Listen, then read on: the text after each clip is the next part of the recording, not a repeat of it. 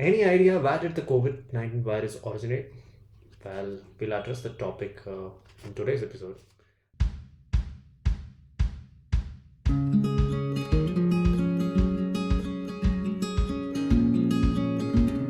Hello, buddies. You're watching MWM, and I am MaddiE Dawson. And welcome back to another episode of myView on Books. And we are going to review a novel today. So it's called The Eyes of Darkness by Dean Koontz. Yeah, it's a foreign novel, and I think this book was trending during COVID-19 breakout initially, and the pandemic broke out.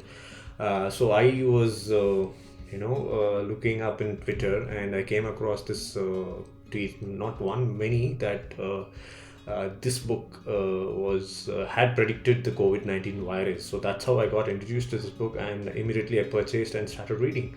So there is a minor plot. It's not like entirely this book predicted the COVID-19 virus. So there's a minor plot that conveys that there could be a possibility in the future such kind of things happen, and that's what exactly happened with COVID-19. So that's the reason it started trending.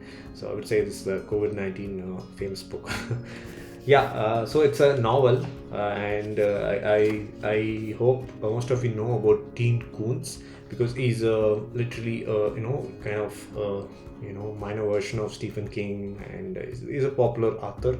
So he writes thriller novels, and I've read that his specialty is like he kind of mixes it up all the genres, so thrilling and suspense, paranormal, horror, and science fiction. So he mixes up everything in a single story. So, and I felt the same in this book. This is the first book I read, and I was impressed, and I have been following up with the other books of him. So I'm interested to read other books from him as well. Yeah, so let's get into the book. So what is this story about? So if you see, the protagonist is a lady, a female, and because of that you have a certain level of intriguing factor in the story.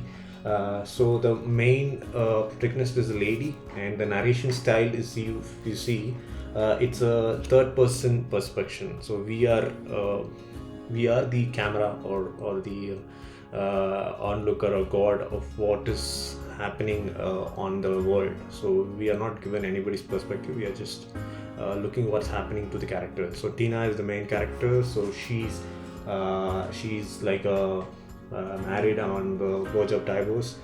She had a kid, and this is where the plot kicks in. So she had a kid, and like I think 8 or 9 months before, in the school, the kids were taken to a excursion or an adventure trip, I guess. So they had gone to the mountains, and some kind of terrible accident happened there, and everybody died. And please note that point, everybody died. So that's how we are given the background story of the kid, Tina's kid, and she's overcoming this sorrow and grief. She's been bereft of her son, so that's a lot to take in, and she's facing a divorce, which obviously she wants, because she feels the husband didn't give much attention to the kid as well as her.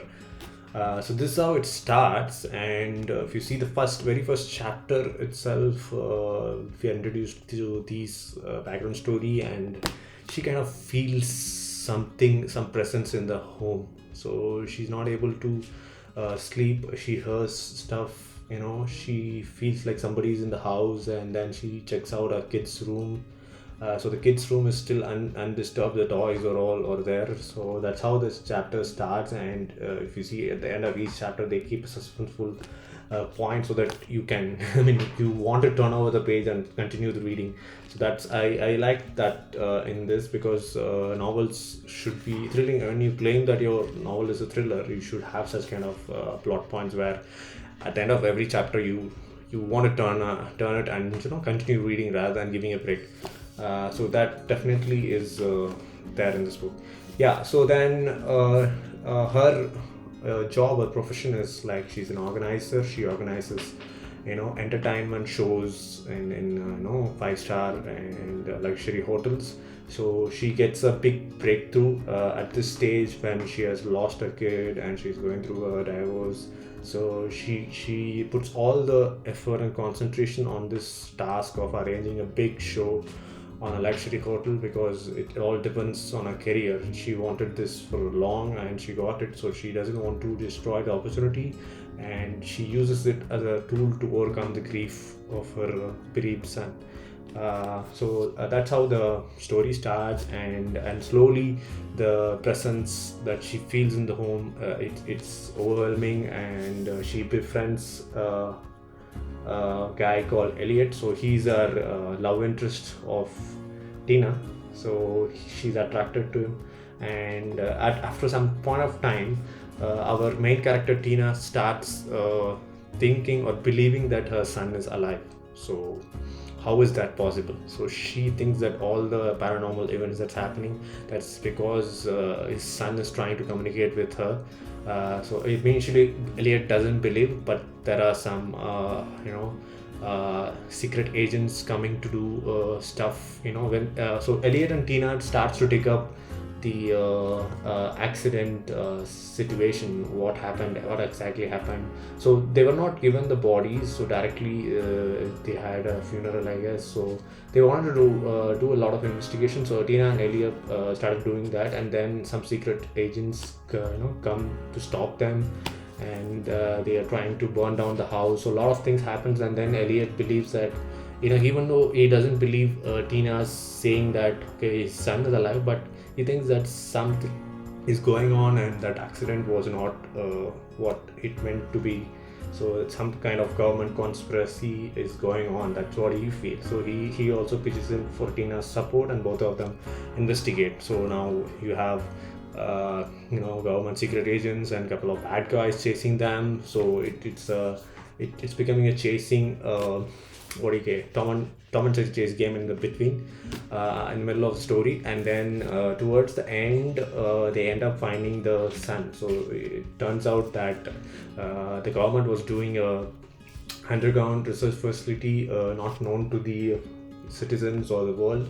So that was secret research being done by the government, and this accident was supposed to be the kids, the bus that they went in, they ended up discovering that place and they had to cover up. So that's how they came up with accident stories, and they made sure that everybody's dead. So Danny is the son and he's alive, but they are using him for certain reason. So I don't want to reveal that, because that is one Danny's perspective, or the Danny's background story, and his segment would be a big spoiler. So I don't want to reveal that. So this, I think, have conveyed all the major plot points. So this is enough.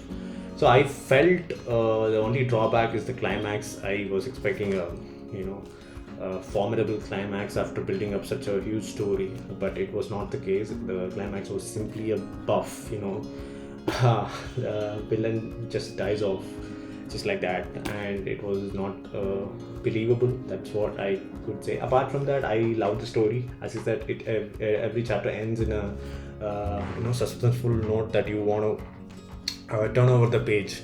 So that's good. Yeah. And then the last chapter, they reveal this stuff that is related to COVID virus, and I want to read that segment to you guys. Yeah. I'll just read. To understand that, Dombe said, you have to go back 20 months. It was around then that a Chinese scientist named Li Chan defected to the United States carrying a diskette record of China's most important and dangerous new biological weapon in a decade. They called the stuff Wuhan 400 because it was developed at their RDNA lab outside of the city of Wuhan, and it was the fourth 400 viable strain of man-made microorganism created at that research center.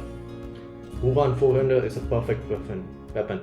It afflicts only human beings. No other living creature can carry it. And like syphilis, Wuhan 400 can't survive outside a living human body for longer than a minute, which means it can't permanently contaminate objects or entire places the way anthrax or other virulent microorganisms can. And when the host expires, the Wuhan 400 within him perishes a short while later as soon as the temperature of the corpse drops below 86 degrees Fahrenheit. Do you see the advantage of all this? Yeah, so they even name the place as Wuhan because that's really stunning. How did the author come up with such kind of idea that from Wuhan such kind of biological weapon would be created by the Chinese, and so basically the American government is trying to tackle that. What if it happens, and how can we tackle that research, secret underground research is basically how to tackle this Chinese virus, and they are doing some research on that. So that's why the government had to be silent and secretive. So this is the background on which the story is built on, and you have a lot of not a lot of characters, but a good number of characters with very good. Tina's background story is built well. I think they have given enough exposition about her and how she wanted to run this business show.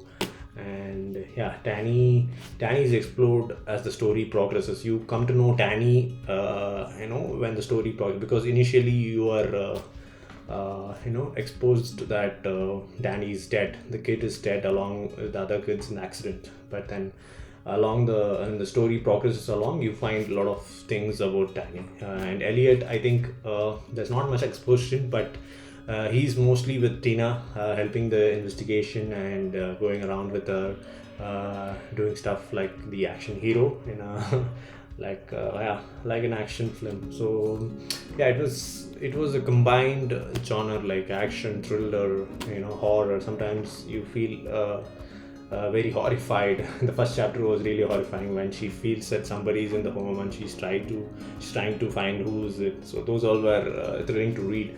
So definitely it's worth reading, even though the climax is poor and horrible. So yeah, I think Dean Koontz is a very popular author who is famous for thriller novels, and it's a very interesting read. Try it out, but don't expect a lot on that prediction about COVID-19. It's going to be just 3 or 4 paragraphs about that virus. Apart from that, there's nothing on the prediction about COVID-19. It's just a minor plot point. So the base of the research facility is based on this COVID-19 plot. They call it as a Wuhan 900 virus, I guess. So yeah, it's definitely a must read for thriller genre fans, and give it a try.